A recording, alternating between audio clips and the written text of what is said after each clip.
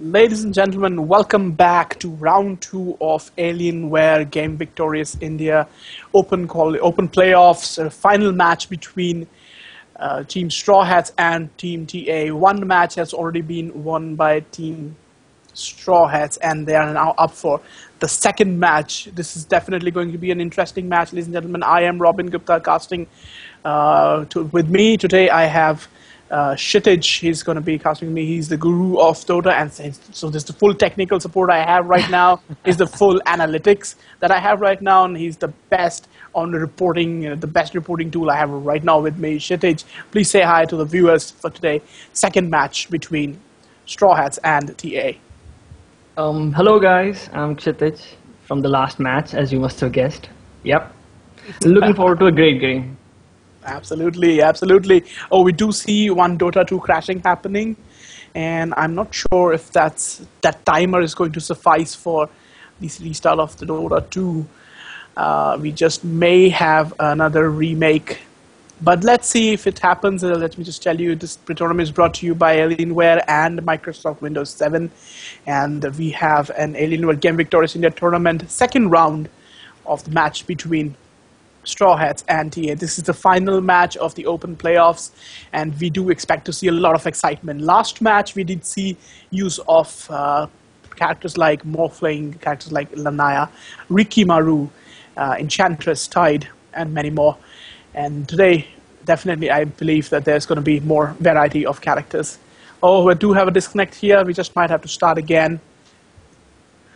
We do a disconnect, and oh, back to it. So probably we're going to wait for one more player and then restart.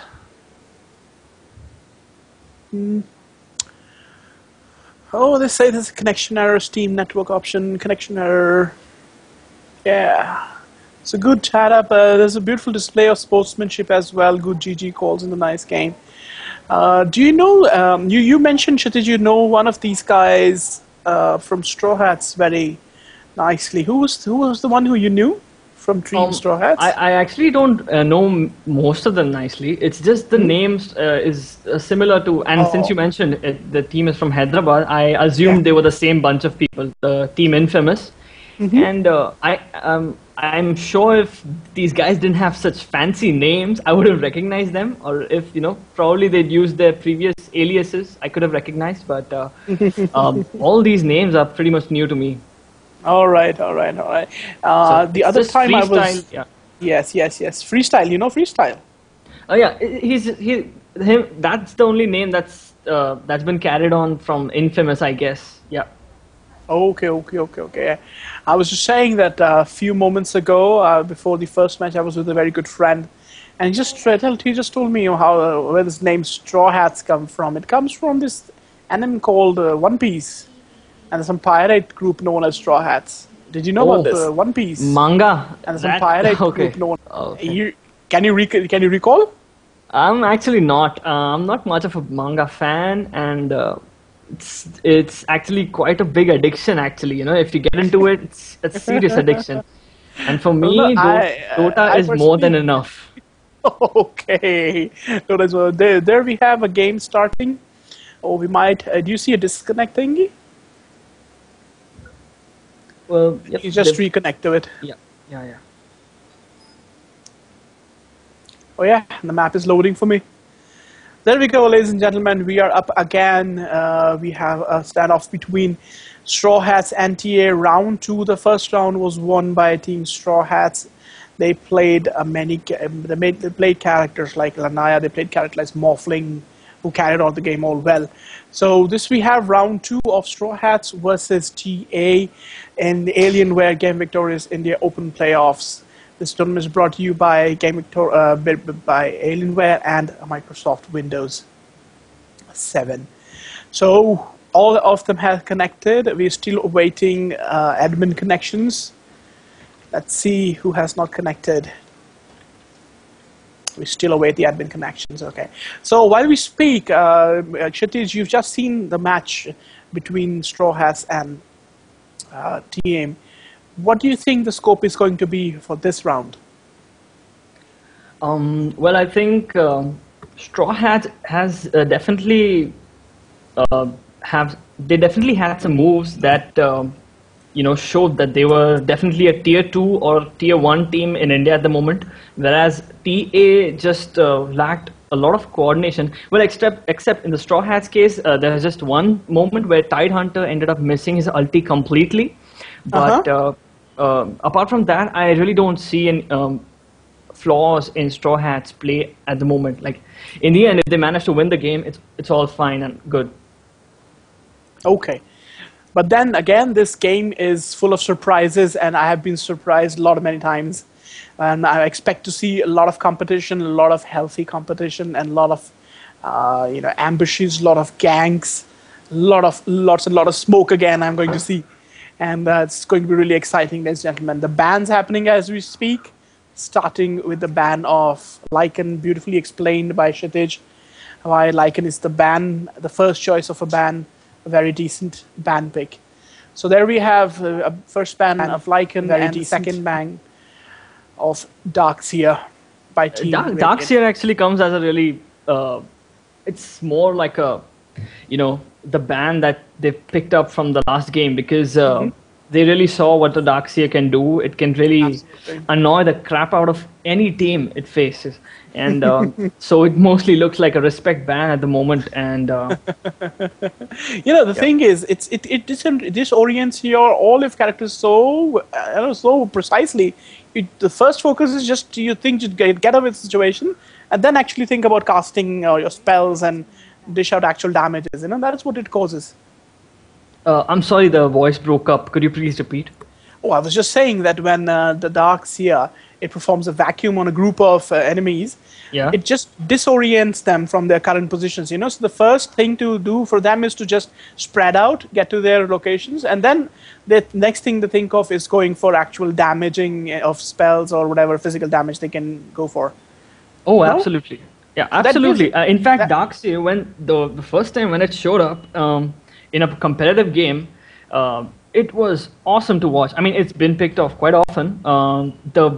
The unique selling point that you could call the USP of a Darkseer is to create chaos, massive chaos. And by chaos, I just don't mean an Enigma blinking in for a black hole, or a Ravage or something like that, or Invoker, laying out the multitude of spells.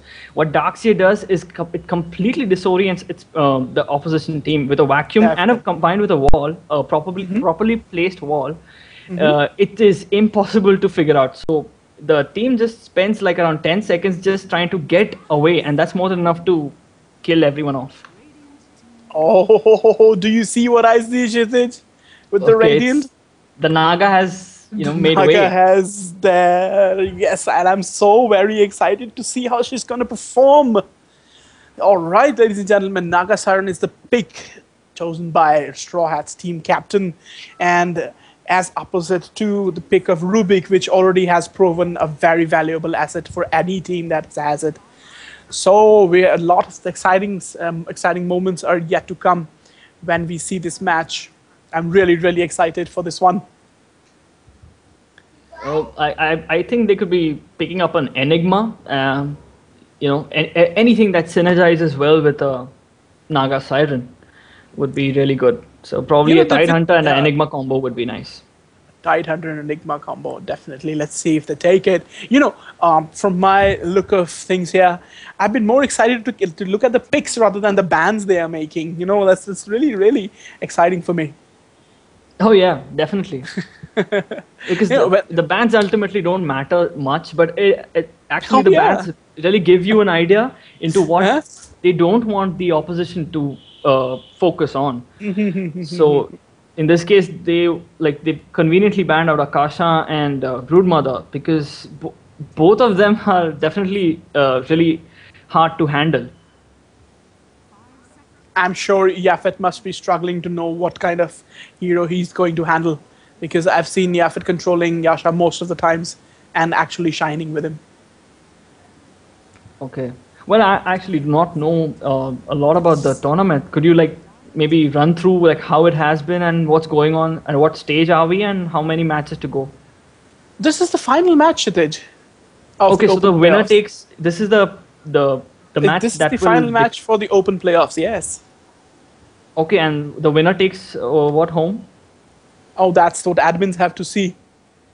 Okay, But I all think right. I'm sure it's a huge amount.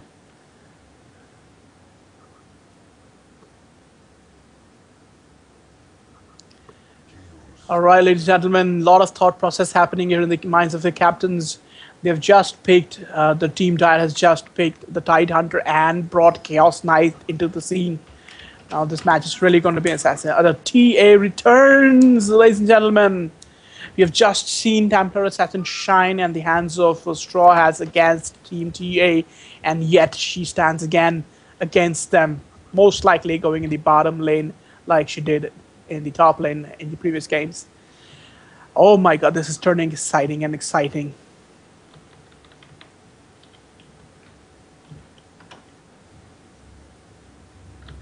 Ladies and gentlemen, this is a match between Team TA and StrawHatz. This is the second round, and this might just decide who's going to be the winner of the Alienware Game Victorious Open playoffs, the final match.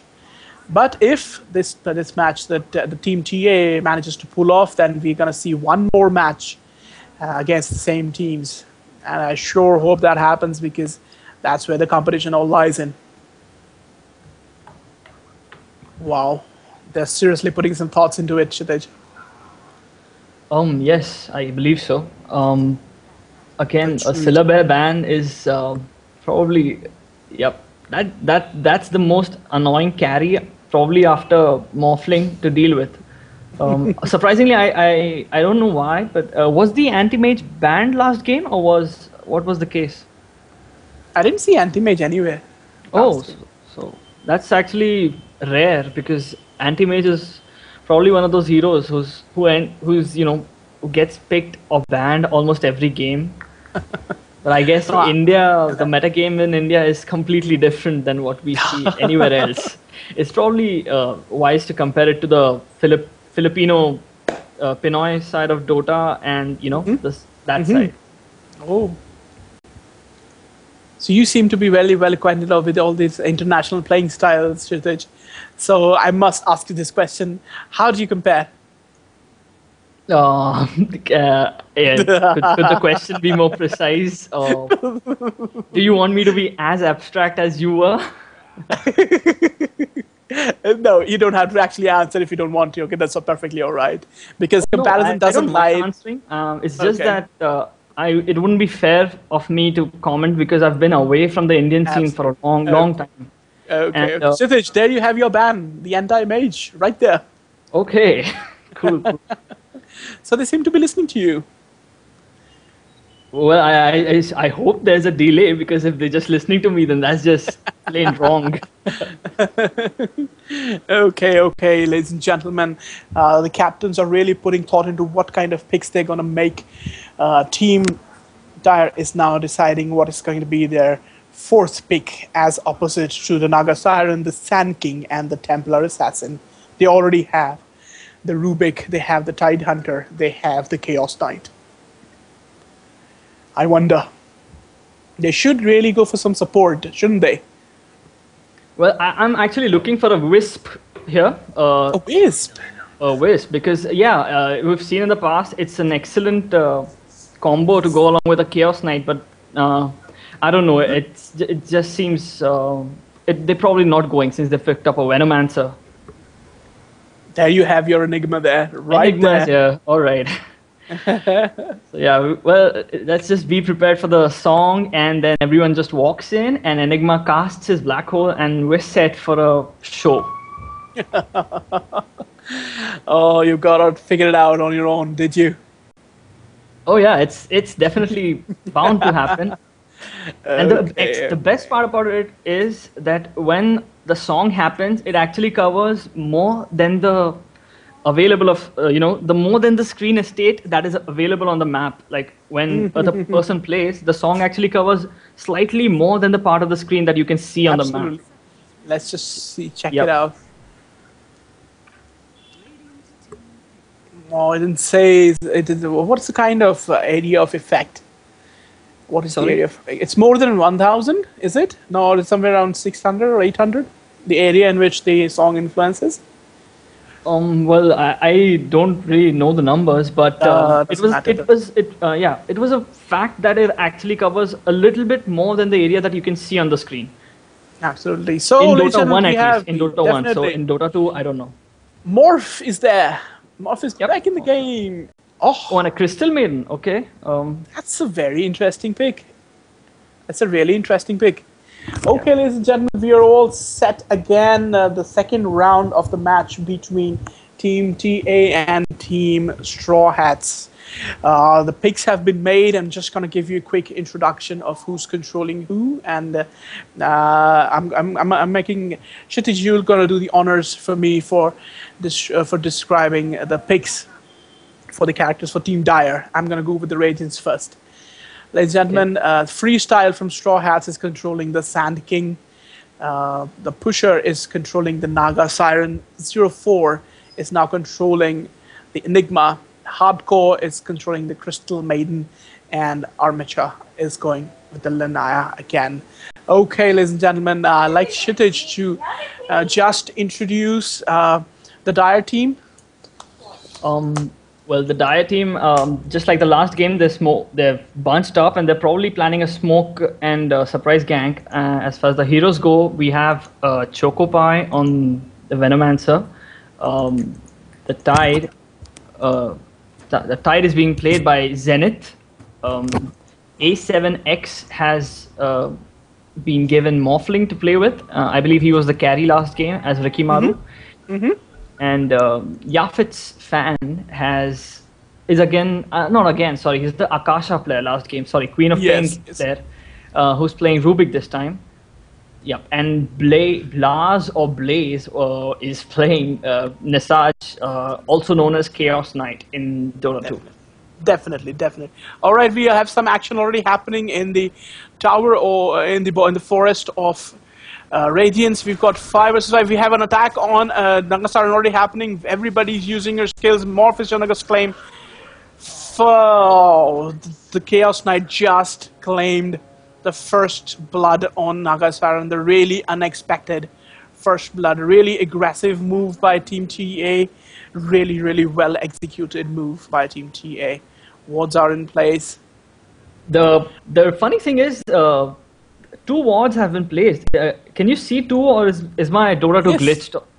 No, yeah, I see 2 separate wards. Okay, yes, so that's actually a waste of 1 ward. A perfectly valuable ward has been wasted. Probably some sort of miscommunication between the teams, or was it just one person warding? I don't think I've... Nevertheless, they still have the first blood. And the pressure, I'm sure, has started to build on Team Straw Hats already. So Team TA is determined to take vengeance on the last round that they just lost. They're going to just play well now. Rubik again goes in the middle. This time they're against Lanaya. Last time they were against the Queen of Pain. So there we have the locations are set. Let's see who's going against who. In the very top lane, we have Sand King versus the Venomancer. And we see an attack on the Sand King. The Gush slows down the Sand King, but apparently it's going to be clean of the area. That's pretty clean escape for Sand King, but then good try by Tide Hunter. So Venomancer, Chaos Knight, and Tide Hunter tag up against Sand King in the top lanes. In the middle lane, we have Lanaya versus Rubik, and bottom lane, we see action happening between the Crystal Maiden, the Naga Siren, going against the Morph. Morph goes unassisted this time. What do you think, Kshitij? He's confident enough to get some farm and some experience like this? I think he can probably get some sort of farm for sure. And as long as there's not a third person involved, he can definitely make an escape out of a dangerous situation. Because once the net lands on him, he can easily waveform out. Even after the frostbite lands on him. So that shouldn't be much of a problem. The interesting thing I'd like to point out here is they ended up placing both the wards here, and both the wards have not done the job they were supposed to do, because these wards are placed, when placed at the proper position, actually block 2 spawns. this and this. I mean, well, You I just know ping you it. cannot see that. Yeah. Just ping it. No, just ping it. Yep. I'm pinging it right now. Yep. Oh, I can't see then. Okay, but naturally, the one Enigma is Well, farming the one right that now. Enigma is farming right now. And the one below it. No, and the one besides it. And the one besides it. Okay. So that's the bad placement of wars that we've seen, allowing Enigma to have a better yep. farm. Okay. So let's hope this works in a good favor towards for the Enigma. And the bash continues between Lanaya and Rubik. Very aggressively, Lanaya farms and denies, determined to hit the tower, gets him. No, she didn't hit the tower. Okay, we do see some action happening in the top lane. The using of mana vial has just been cancelled by our very Sand King. Tide seems to be not so happy about it, but then okay, he just wants the Chaos Knight to just farm up all he can. I've been, precisely impressed by the workings and the type of role played by the Tide Hunter. And I feel that he's like a little less item dependent. Like he can go with lesser items and actually cast very good support. And that's what I've been seeing in these games lately. And of course, he's been very crucial in kind of support that he's been giving. And the kind of AoE stun he has, it's been proven absolutely useful in basically all of the team fights that have been happening. But the use of items on Tide Hunter, I've been seeing very lesser items. What do you say, Kshitij, on this? Well, Tide has very recently. Yep. Sorry. What? No, what I was saying was Tide Hunter as a hero is less item dependent. Oh yes. Well, I wouldn't say that because a basic minimum, you can say, probably he is dependent on a basic minimum inventory. But what has happened is earlier the Tide Hunter actually had 2 passive skills, and which has been replaced with an Anchor Smash, which is an active ability right now. Yes. After some recent changes, so that enables him to actually farm easily. So that has made him come back in the game. Otherwise, Tide Hunter had almost disappeared from the competitive scene. In terms of items, well, you could say a basic mana regen item and mobility item is really good, especially arcane boots. And after that, it's probably he's all set after that. Yes, definitely. And I've seen the use of Blink on him in almost every game. That's probably the best thing to do. Blink is the more. Alright, middle of the game we have some action happening on Rubik. Sand King goes in with the stun. Lanaya is almost determined to kill the Rubik. Enigma claims the kill. A very precise gank by Team Radiant against Rubik. He hardly had enough time to stay away from his Sand King, justified a stun. The Lanaya definitely giving some good critics on him. Enigma finishing him off. Excellent gank in the middle lane. As we speak, the Enigma continues to farm in the forest. And so is the Naga. Let's talk about the experiences that they have right now. Yep. For the time it seems the Sand King is supposed to be the more, It's actually Lanaya. It's Lanaya who's actually taking the most of the experience, being in the central lane. But then it's not. She just got killed by Venomancer and Tide. Oh, awesome! Yeah. Venomancer just. It's actually, I forgot to mention that how easily Venomancer's Gale and his passive ability negates Lanaya's Refraction, and it's almost a standard pick against Lanaya. A Venomancer really makes Lanaya the most useless hero on the map. Oh, so that suggests that it's the most intelligent pick by the team here, the team Radiant. Yeah, well, the pick of Venomancer. The Venomancer has been picked by the Dire, so yep, the Dire definitely knows the game well. At least better than the last game. Is my voice breaking to you, Kshitij?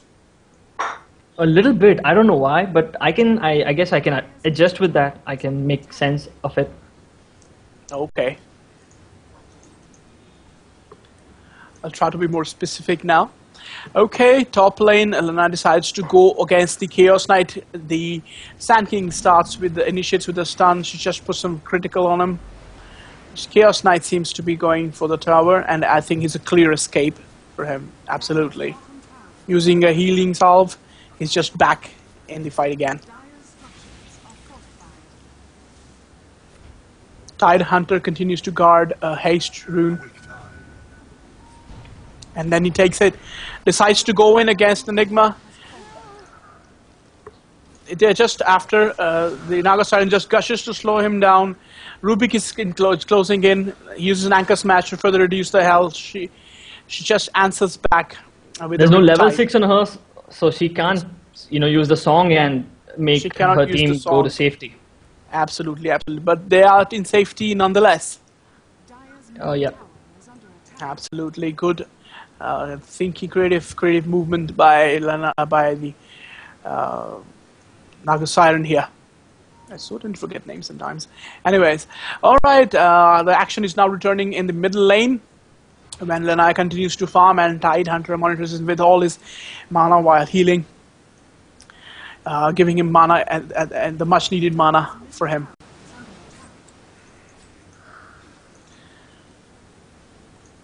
How good do you think, Kshitij, the clarity potions roles are in the very start of the game? Well, it's actually it depends on the heroes. Well, mostly a spell-dependent hero, a hero that has to spam a lot, is completely dependent on the clarity potions until he probably gets a soul ring or an arcane boots up. Well, luckily, in the case of the Radiant here, they have a Crystal Maiden who has leveled up 3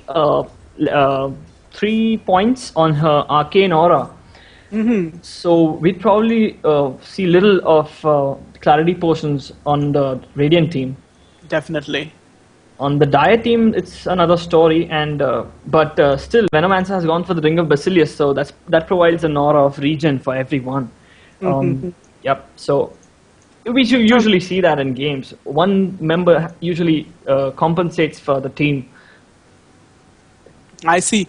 But the thing is, the Ring of Basilius you're talking about, that has a range limit to it, doesn't it? Oh, well, yes, it has a range limit to it, definitely. Yes. But since it's a support and they... Top lane, we have action happening on Sand King. There's a gush effort on him. The Chaos Knight stuns him. They're almost going to get Sand King out. There you go. The Tidehunter with an anchor smash finishes off the Sand King. So that's a 3v1 situation happening just on the top lane. Sand King has just been wiped out. With the precise hits of Tidehunter, Venomancer, and Chaos Knight. So they are just now clearing the creep wave, determined to take out the tower. The wards are up. They're just on the tower, they're about to get it. The tower is down to 400, 350, 330. It's almost down. We see a use of a glyph while the crystal sees the tower going down about. And let's see. There you go. The tower is down. The Team Radiant has just lost one of its tower. Enigma and Sand King group together. I'm actually surprised that the grouping of these players has been a little lessened over the time. Like, they're not ganking anymore. Team Radiant. Why aren't they ganking anymore? Well, it's mostly because Lanaya here has been kept under a strict vigil and check. She's been checked quite often and ganked quite often. And like I said, the Venomancer is just a pain against Lanaya because most importantly, it just takes care of the refraction by itself, and the slow does not allow Lanaya to get close enough to get her attacks off.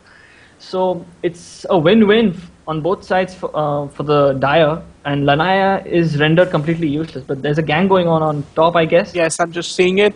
They're just attacking Enigma. Enigma seems to be the focus now. The gush slows down the Enigma. Chaos almost pummeling Enigma. There he goes. The tide comes with a ravage, thereby casting a great effect on Venomancer's taking hit. Oh. Lanaya almost trying to kill Venomancer. Excellent use of the magic wand by Venomancer here, just saving him from death right there. Yep, exactly.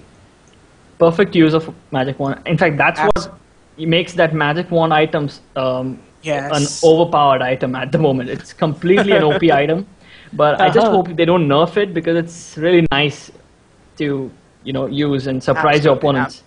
That was actually a confirmed kill, and if he hadn't had that wand with him. There he goes, Venomancer in safety of the fountain, all regenerating and ready to go back into the battle. Meanwhile, we see the Naga Siren farming in the jungles of the Radiant, and so does Enigma definitely going for the farming part, and we do hope to see him in the middle part of the game. Lanaya now has assistance from Enigma as well as the Crystal Maiden. I think they are now determined to go for the tower. Yes, they are definitely going in for the tower. They're trying to pull the clear waves. They're clearing out the waves, yeah. The replicas of Enigma are definitely going to the tower. The Templar kills the tower, destroys the tower, and gets the much needed gold at this point in time. 450 gold it is, I believe. Yep. Or 400 gold. Oh, good gold. Templar just got the much needed gold. Well, Morphling is having a really tough time here. If you look at it, his creep stats are all like 38 at the moment, which is below 50% of Naga Siren. That really does not show good signs for the Dire team. Oh. And the song goes off.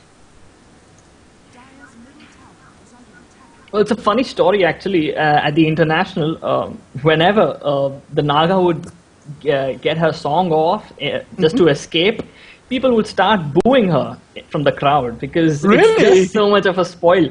Like the game, it's just she just kills the joy out of it. It's such a spoil sport.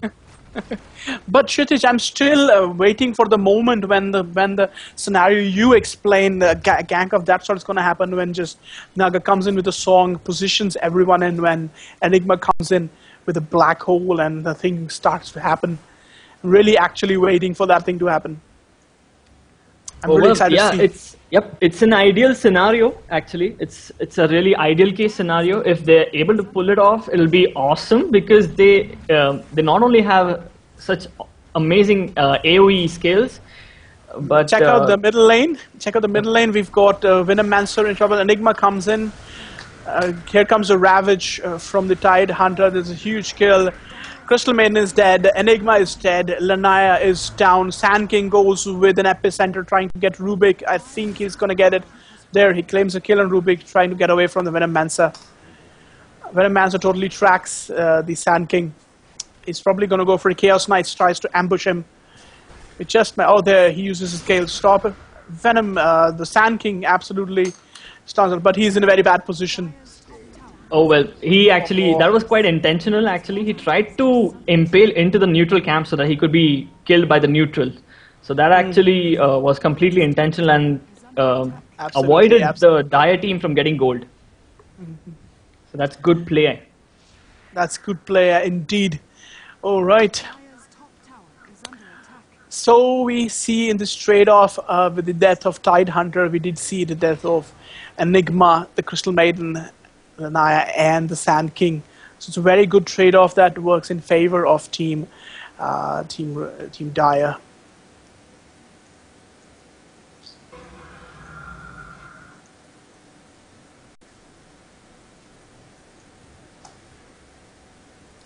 So the kill difference now stands to 3-13, and still a pretty early stage to say Morph is having trouble in farming, and the creep status again explains, as explained by Kshitij here. It says otherwise Morph is actually in trouble.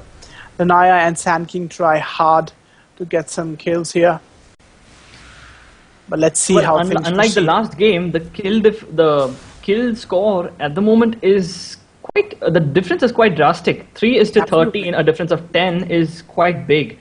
But the game is still even at the moment. Like, you cannot say that it'll go in the favor of one, and we see Oh, initiation happening. I totally agree with you. Okay, we have action happening on Rubik, and I go for the critical on the Rubik. He just uses the ulti. Oh, there we go. Titan comes in with the assistance. Rubik is still down to low health, and Naya is being pummeled. Naya takes the hit. 3 heroes dead. Again, same 3. We have Enigma down. We are seeing Crystal Maiden going down and Naya going down. And we're going to see another Song of the Siren escape here. Definitely. So Ooh. there she is. Well, anyways, I mean, it's the second time that Naga Siren actually departed from her team, and the team ended up suffering immensely. Definitely, because I think this is they ended about up losing time. at least 4. Yeah, this is about time, and she should be actually participating in all the ganks that are happening. Oh, absolutely, absolutely. But then she decides otherwise. She's probably farming up for a diffusal blade so that her attacks actually start hurting, because at the moment the damage they do would be a little less to what they ideally should do. And bot, a gank goes off. Yes, we just witnessed the death of Lanaya again, as you said. The Venomancer made that Iron Shell completely useless. So there we have, they're just blocking the creeps, trying to get the Nana out, while the Sand King continues to maintain the storm. Oh, there he goes, an escape attempt. Let's see if they're able to get him. But no, Sand King manages to escape, but the trade-off was the tower and Lanaya. Tidehunter died in the process though. But I think it's a very good trade-off.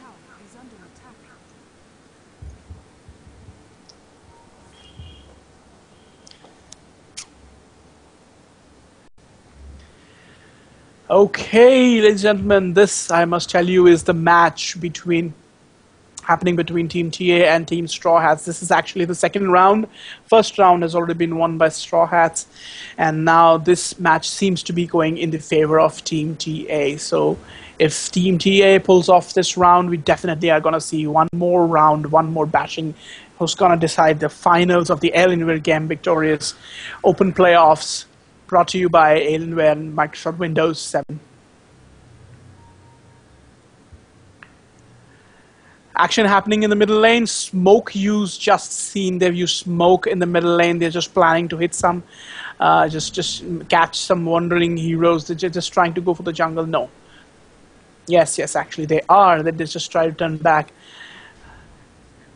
They want to go into the jungles and look for an unknowing hero. And there they find Enigma. Ruby goes telekinesis. Chaos Knight stuns him. There's a huge damage happening on the Enigma. A definitive kill.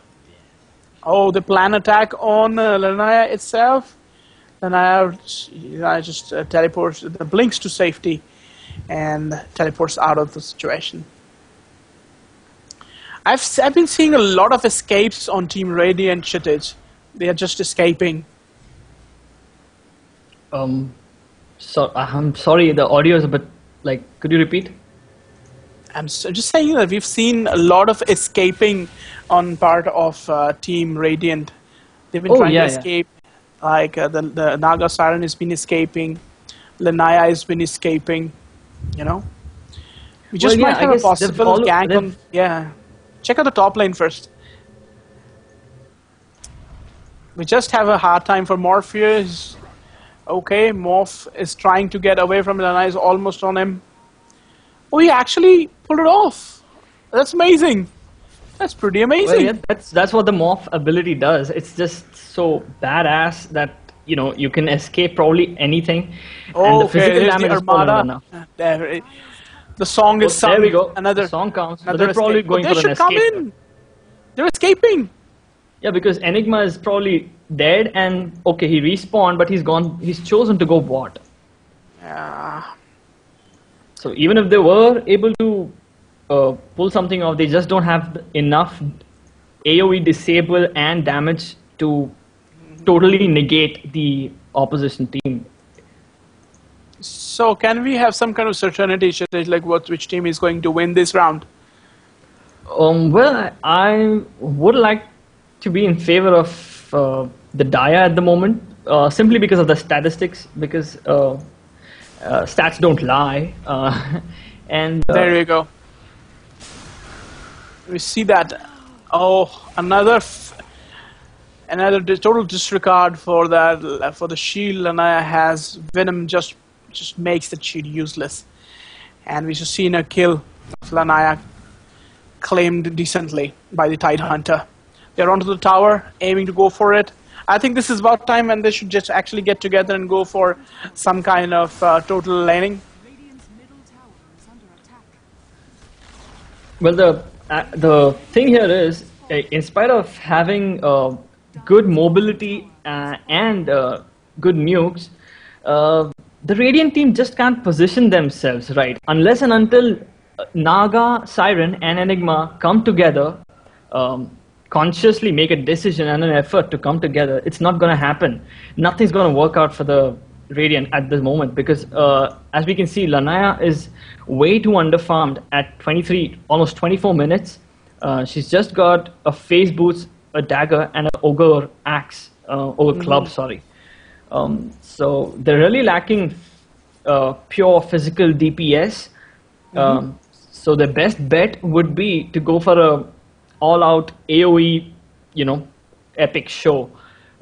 Let's just hope they can pull it off. Such a stunt can be pulled off only with the combination of we've got Naga and we got Enigma doing it together. That's the only way UVC doing it, right? Yeah, yes, definitely. Oh, okay. Because sure. As we can see, Enigma does not have a mobility item. He just has a BKB, and they've just smoked up and they're going in their jungle. They have a good chance of catching at least 3 heroes here if they time it right. Okay, they might just have missed them.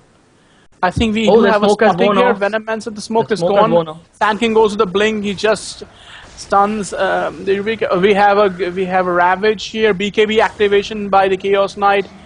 They just killed the Venomancer. They're about to kill the Tide. Sand King comes with an Impale again, but suffers death. Chaos Knight still stands. Has just been claimed by the Naga Siren. And she escapes it. And she escapes it. So there we have a equal trade-off of Sand King. It's slightly in favor of the Radiant, I might say that, but it still does not really make much of a difference, because absolutely. Now that the song is off and the ultimate is off, that gives the Dire side an almost 3-minute a time of 3 minutes to make some use out of it. I see. Because the black hole and the song is the only thing that can hold the Dire team off at the moment. Because I don't recall the use of any black hole lately. Have you been using black holes? Did he use black hole just now? Yes, he did use the black hole right now. It managed to catch, I guess, 2 of them, but it did not do damage to the Chaos Knight since he was already in BKB. But he did manage to pull it off. How come I missed it? He died instantly after it was over. That's a different story.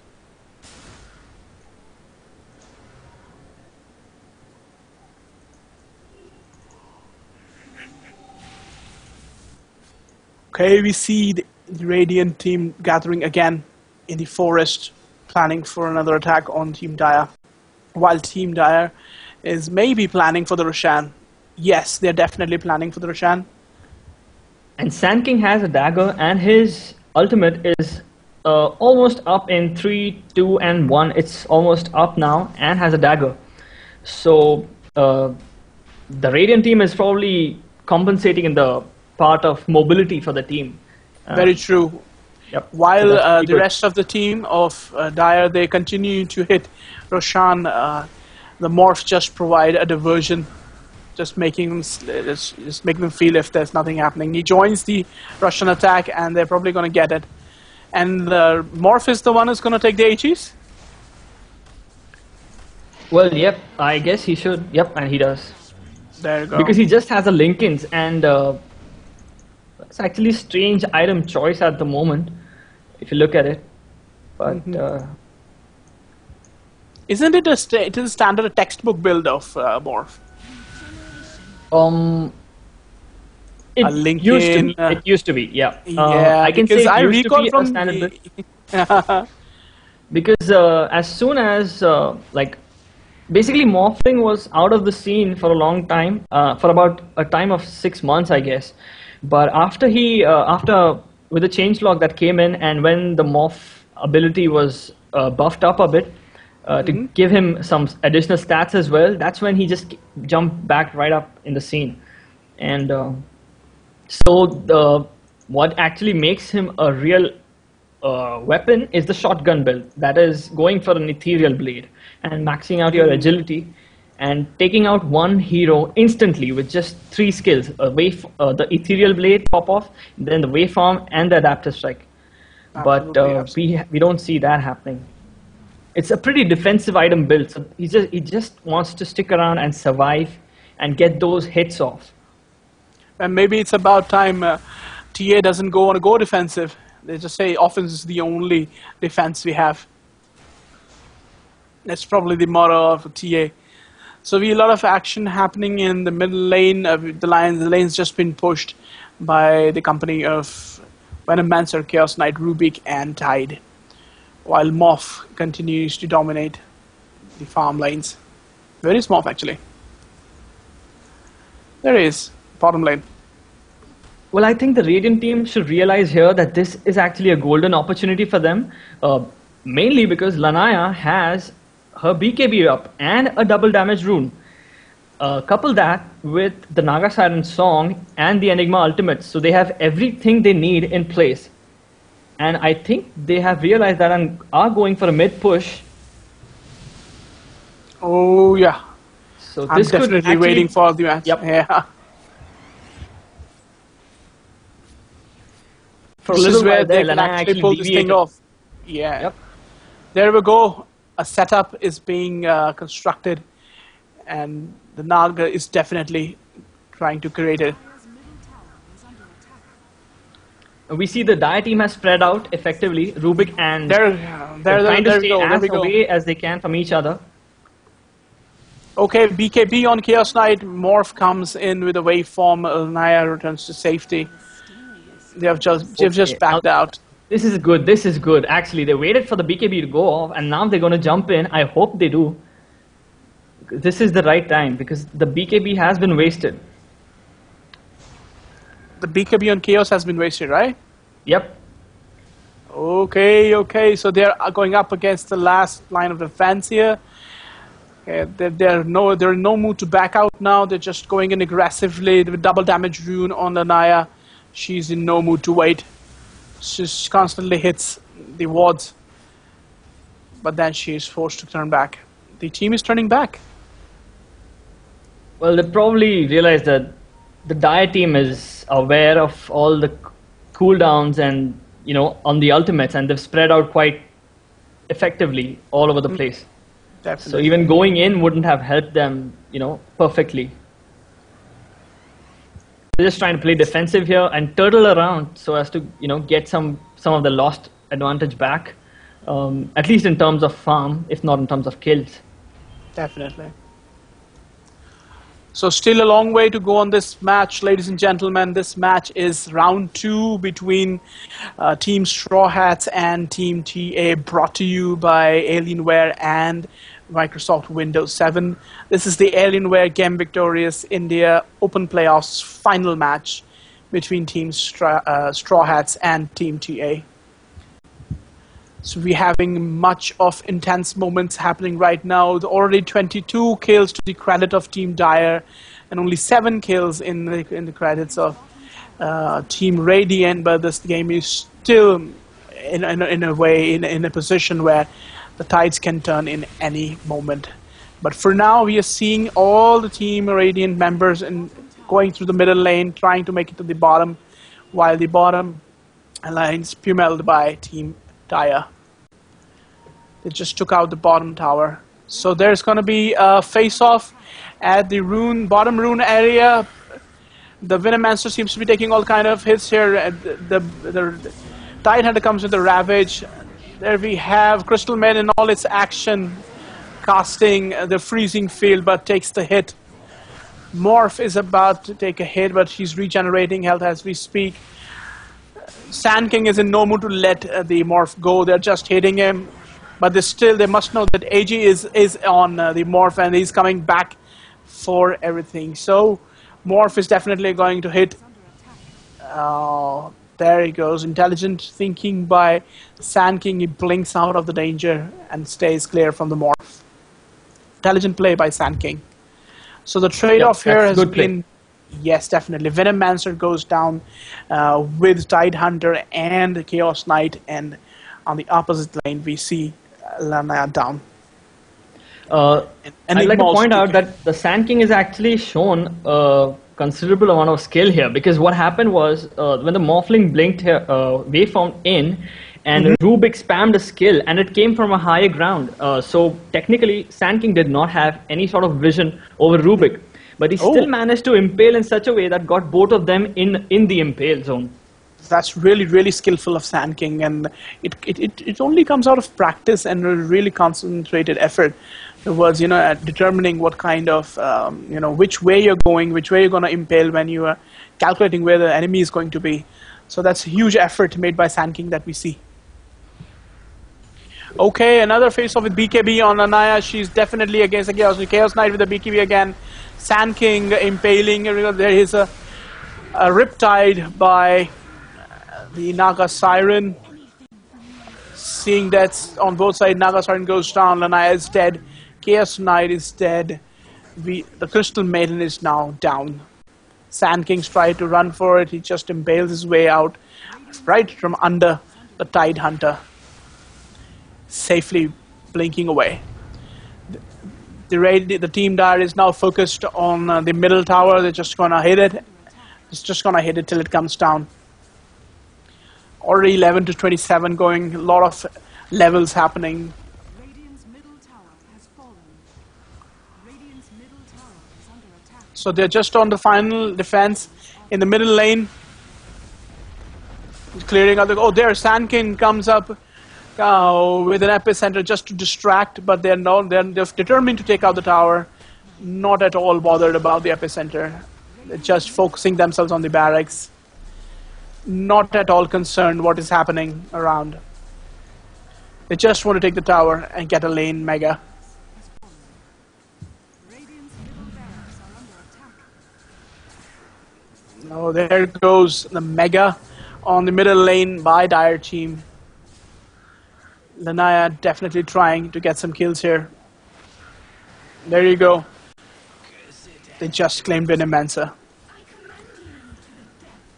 Team Raiden is definitely not happy with what has just happened. They have just lost 2 towers eventually, and there's nothing they could actually do. They just thought of Barrack as well, which will make Creeps mega. Kshitij, do we have you? Yep, sorry. Okay, great. Sorry, what was your question again? No, just never mind. What I was saying was that we've just witnessed a great battle happened. The Team Radiant just lost 2 of its tower in the middle lanes, and they managed to lose 1 of their barracks as well. So what my question was that they're going to get the mega creeps in the middle lane, Team Dire. Well, yeah, they're now probably aiming for an all-out push mid so that they can probably get the game back at a even balance, but it's just hard to say. I see. They have the Song of Siren, and they have an Enigma ready with his Black Hole, and a dagger, so they can conveniently position themselves. I'm seriously still waiting for that kind of gank. We have a smoke here, apparently. Oh, they're separated. Separate ways, using a smoke and separation. Okay, we've just got a bottle double damage rune on Lanaya. We're definitely going to see some action happening.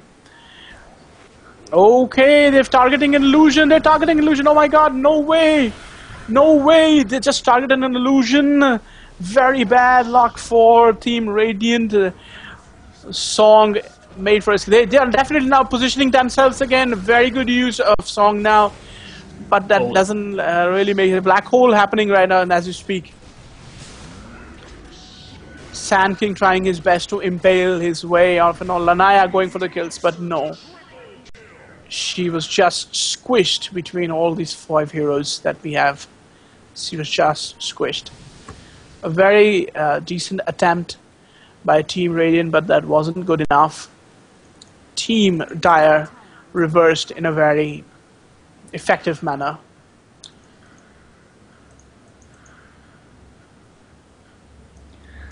Well, yep, that's just one small mistake and everything just went wrong because they had everything identical to the situation that we saw earlier. Lanaya with a double damage rune and both the ultimates, the crucial ultimates that were up. But it's just because of that one illusion of Chaos Knight, everything just turned against them.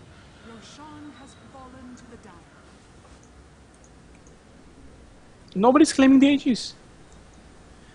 They're too confident for it. There you go. Chaos Knights with the Aegis, ladies and gentlemen, going for the bottom lane. And possibly this is going to be the end of the match here. There should be and Chaos Knight has almost got his heart up, so it almost makes him unkillable late game, especially with the illusions that he'd get out of his ultimate. To find the right one and to focus him down is a huge task. Okay, the push is on the bottom tower. All heroes are here. They just want to get the tower and they just want to destroy the barracks and claim a mega. They're going in. Morph is determined. Chaos Knight goes behind enemy lines just to tell them how fearless he is. Just invites them to start a gank. Enigma tries his best. He sends in his replicators. There you go. The fight starts again. Epicenter happening. Lanaya almost in the process of killing the Mensa. Oh, she actually managed to drag away the Morph and the Tide, but not good enough. The team Dire is determined to get the tower down. They're just pummeling the barracks. 2 lines of Mega now in favor of Team Dire. The song is sung. They are definitely positioning now. The black hole is about to come. The Ravage disturbs everything. Shitish, did you see that? Yep, I saw that. I'm actually watching. There's just so much action going on. I can't keep my eyes up to the date. That's a complete ownage by Tidehunter. A complete devastation of plans. Lanaya focuses on Rubik, totally ignoring what is happening in the bottom barracks. She stands there with her invisibility. Maybe she aims to go for the Chaos Knight.